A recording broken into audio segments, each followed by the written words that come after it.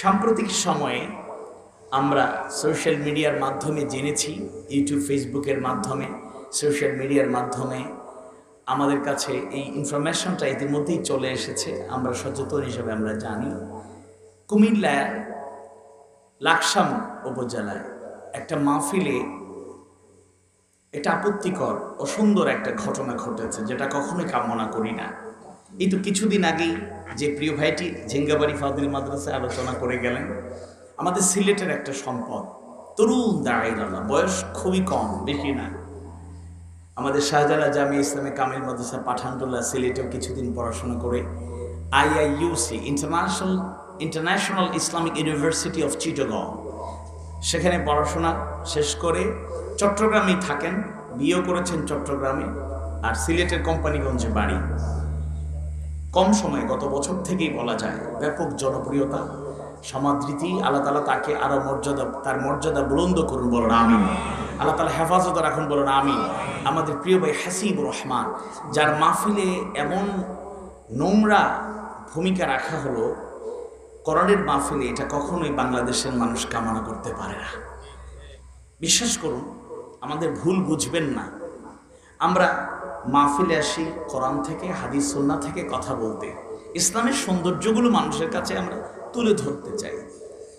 হ্যাঁ, একথাও সত্য, আমাদের মুরব্বীরা নাসিহা করে থাকেন যে উদউ ইলা সাবিলি রাব্বিকা বিল হিকমাহ ওয়াল মাউইযাতিল হাসানাহ ওয়াজাদিলহুম বিল্লাতী হিয়া আহসান। আমাদেরকে আহ্বান করতে হবে বিল হিকমাহ, হিকমতের সাথে। তবে হিকমতের অর্থ উলামায়ে কেরাম ভালো জানেন, বিজ্ঞ প্রাজ্ঞ দক্ষ অভিজ্ঞ প্রজ্ঞাবান লোকেরা, ইলমওয়ালা মানুষরাই ভালো জানেন।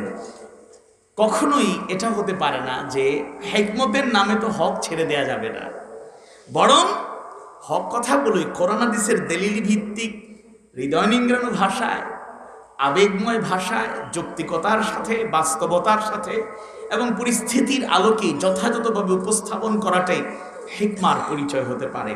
সত্য লোকানো কখনো হিকমত হতে পারে। কিন্তু আমাদেরও সতর্কতা দরকার। আমাদের দেশের 64টি জেলার সব জায়গায়, সব উপজেলায়, সব থানায় একই পরিস্থিতি না। আমাদেরকে আরও ইন্টেলেকচুয়াল হতে হবে, আরও দক্ষ হতে হবে। আমাদের অবজারভেশন ক্ষমতা, পাওয়ার ক্যাপাসিটি, ক্যাপাবিলিটি আরও বাড়াতে হবে। কিন্তু একটা কথা পরিষ্কার জেনে নিতে হবে, আল্লাহর এই জমিনে কোরআনের কথা, হাদিস সুন্নাহর কথা পরিষ্কারভাবে হক কথাগুলো বলা দরকার আছে না নাই? দাঈল আল্লাহ হচ্ছেন এক একজন অভিজ্ঞ ডাক্তার।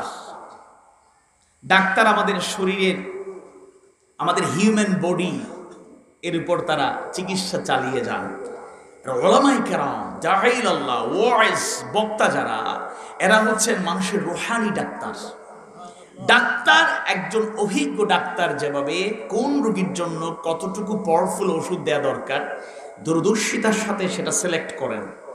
একজন 80 বছরের মানুষের জন্য যেই পাওয়ারের ওষুধ দেওয়া দরকার, এটা তাকে দিতে হবে। 35-40 বছর, 25-30 বছর এই ইয়ং এনার্জেটিক পাওয়ারফুল একটা ইয়ং জেনারেশন যুবকের জন্য যে মেডিসিন ইউজ করার ক্ষমতা, অনেক ক্ষেত্রে পাওয়ারফুল ওষুধের তার বহন করার ক্ষমতা আছে, একজন 75 বছরের, 80 বছরের মানুষের কিন্তু এই এবিলিটি নাই, তাই না? একটা শিশু বাচ্চার তো সেই এবিলিটি নেই। একজন ডাক্তার যেভাবে প্রেসক্রাইব করে থাকেন, প্রেসক্রিপশন দিয়ে থাকেন, তাকে চিকিৎসা দিয়ে থাকেন, সাজেশন দিয়ে থাকেন, সাজেস্ট করে থাকেন, দাঈল আল্লাহদেরকে কীভাবে ভূমিকা পালন করতে হবে আমাদের। হ্যাঁ, কেউ কেউ একবারে এইভাবে বলেন, হুজুর মাটির নিচে আর আসমানের উপরে যা আছে চালাই যাক, আর জমিনে যাও চলুক, আমরা কোনো খাওয়ার দরকার নাই, নাউজুবিল্লাহ বলেন। এটা কাম্য না।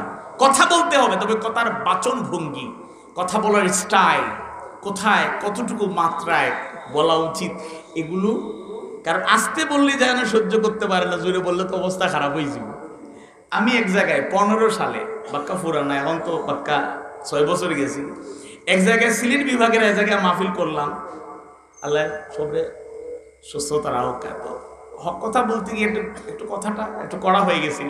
আমাদের সভাপতি সাহেব অজ্ঞান, আর হইসনি ই ওয়াজ, আমি যতদিন বাঁচিয়ে আছি মাহমুদুর রহমান দিল্লারে আনলে আমি আর ওয়াজ করতে দিতাম না।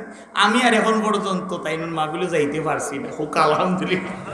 তবে আশপাশে এক মাহফিল না করলেও 10-15-20টা মাহফিলের দাওয়াত আয়, হোক আল্লাহু আকবার।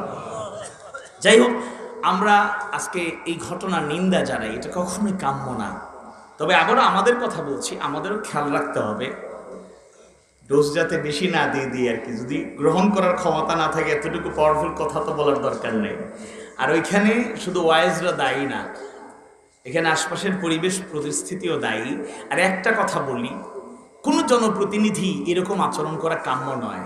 বাংলাদেশে এখন পর্যন্ত কোনো চেয়ারম্যান, এখন পর্যন্ত উপজেলা চেয়ারম্যান, কোনো এমপি এরকম কথা বলেছেন কিনা আমার জানা নাই। তিনি একবারে স্বঘোষিত, তিনি নিজে বলেছেন, নিজামুদ্দিন শামীম সাহেব তিনি নিজে বলেছেন, আমি গুন্ডা থেকে, সন্ত্রাসী থেকে চেয়ারম্যান হয়েছি। আমরা সরকারের কাছে দাবি জানাবো, এরকম স্বঘোষিত গুন্ডা সন্ত্রাসীকে ওই চেয়ারে রাখা উচিত হবে না। জোরে কোন ঠিক কিনা?